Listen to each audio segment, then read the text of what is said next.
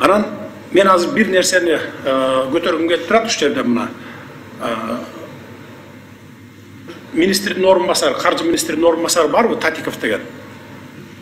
Келдиби, чакырдыңар беле? Келиңиз, келчи, микрофонго келиңиз сиз.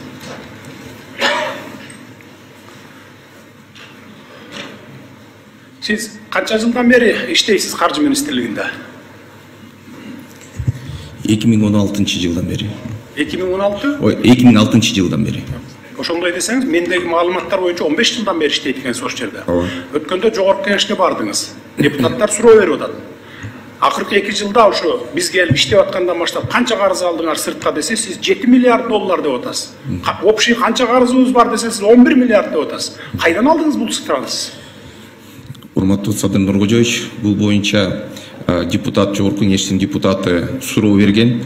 Мен соңку Жогорку Кеңеш иштеп баштагандан бери деген туура түшүнбөй калгам. Ошондо 1992 жылдан баштап бүгүнкүгө чейин ошол сумманы айткам. Siz tuura түшүнбөй калсаңыз, эмне сиздин чапаныңызды чечип алабы? Кайра түшүнүп сурабайсызбы? Кайсы жылдан баштап суроо берип атасыз? Мен ошону айтайын деп. Ал суроо берип атат сизге. Акыркы ушул 2 жылдан октябрдан бери канча карыз алдыңар сырттан десе сиз 7 миллиард доллар карыз алдык, анан бүгүнкү күндө 11 миллиард доллар карызыбыз бар сырткы деп атасыз. Аны менен ал тимеле күнү тууп кетип атат. Мына көрдүңөрбү, мына сырттан карыз алып келип алып туруп, зарплат көтөрүп атат, пенсия пособияны көтөрүп берип атат деп. Сиз күнүн туудуруп атпайсызбы? Жеринде сүйлөшүп алып жасап атасыңар, ошону карапайым калкты бузараж этиш үчүн. Урматтуу Садыр Нуркожоевич, түшүнбөстүк болду. Эмкиде ушу дагы бир суроолордун болсо жооп беребиз, себеп дегенде бул депутат атайын ушундай суроолорду бере берет экен. Атай бере берсе сен даярданып бар да. Сен 15 жылдан бери министрликте иштесең, жөнөкөй специалисттен замдыкка чейин жетсең, орун басарлыкка чейин. Сени түнкү саат 3'te ойготуп туруп, тур десе да тура калып туруп, ар бир цифраны жатка билип айтып беришиң керек да. Эгер сен кече эле барган специалист болсоң, же болбосо кече эле барган болсоң, анда мейли эле туура түшүнсөк болот эле.